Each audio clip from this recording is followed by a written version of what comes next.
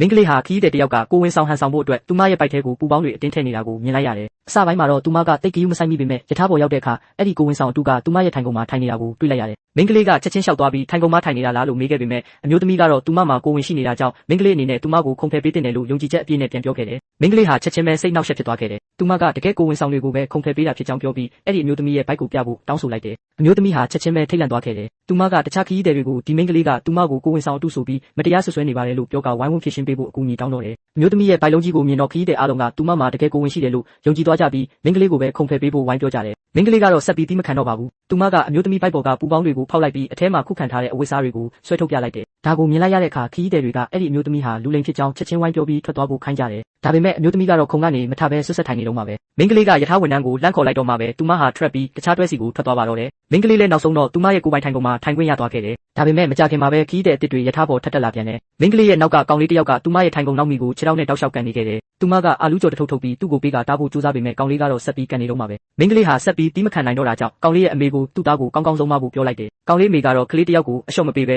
ရန်ဖြစ်ရသလားဆိုပြီးမင်းကလေးကိုလူဆိုးမလို့ပြန်ခေါ်ခဲ့တယ်။မင်းကလေးကအကျိုးအကြောင်းနဲ့ရှင်းပြဖို့ကြိုးစားပေမဲ့အမျိုးသမီးကနားမထောင်ပဲကလေးကိုဆက်ကန်ခိုင်းထားတယ်။ဒါကြောင့်မင်းကလေးလည်းတီးမခံတော့ပါဘူး။သူမကချက်ချင်းထရက်ပြီးကောင်လေးအမေရဲ့နောက်ကခုံလုံးမှာသွားထိုင်လိုက်တယ်။ပြီးတော့သူမရှိကခုံကိုအားနဲ့ပြင်းပြင်းထန်ထန်ပြန်ကန်တော့တယ်။ကောင်လေးအမေကဒေါသတကြီးနဲ့ဒါကိုတမင်လောက်တာလားလို့မေးတဲ့အခါမင်းကလေးကကျမကလာပေါင်း300ပဲရှိသေးတယ်ကလေးလေးပါ။ရှင်ကဘာလို့ကလေးတစ်ယောက်ကိုရန်တွေ့နေတာလဲလို့ပြန်ပြောလိုက်တယ်။ကောင်လေးအမေကသူမကိုယူနေတာလားလို့မေးလိုက်တာကြောင့်မင်းကလေးပိုစိတ်တူသွားခဲ့တယ်။သူမဟာရန်ဖြစ်တော့မဲ့ပုံစံနဲ့ချက်ချင်းထွက်လိုက်တယ်။အနီးနားကခီးတဲ့တွေကသူမကိုချက်ချင်းဝိုင်းတာပြီးစိတ်လျှော့ဖို့ဖြောင်းဖြကြတယ်။အဲ့ဒီအချိန်မှာအမျိုးသားတစ်ယောက်ကမြေပြင်ပေါ်ကနေမင်းကလေးရဲ့စိတ်ကျန်းမာရေးစစ်စစ်ချက်လက်မှတ်ကိုကောက်ရလိုက်တယ်။အဲ့ဒီအမျိုးသားကဒီမင်းကလေးမှာစိတ်ယောဂရှိနေတာကြောင့်သူမကိုသွားမရှုပ်ကြဘူးတခြားသူတွေကိုအမြန်ပြောလိုက်တယ်။ကောင်လေးအမေဟာလန့်သွားပေမဲ့သူမကတော့မကြောက်ပါဘူးလို့ဆွညင်းနေသေးတယ်။ဒါပေမဲ့စိတ်ဝေဒနာရှင်တွေဟာလူကိုရိုက်ရင်တာဝန်ယူစရာမလိုဘူးလို့အမျိုးသားကပြောလိုက်တော့မှပဲကောင်လေးအမေဟာတကယ်ကြောက်သွားပါတော့တယ်။သူမဟာကောင်လေးကိုချက်ချင်းဆူပူပြီးမင်းကလေးရဲ့ခုံကိုနောက်ထပ်မကန်ဘူးတားလိုက်တယ်။ကောင်လေးငိုယိုသွားတာကိုကြားရတဲ့အခါမင်းကလေးဟာအယမ်းဝမ်းသာသွားပြီးသူမရဲ့ထိုင်ကုန်မှာကျင်းနဲ့အားရစွာနဲ့ပြန်ထိုင်လိုက်ပါတော့တယ်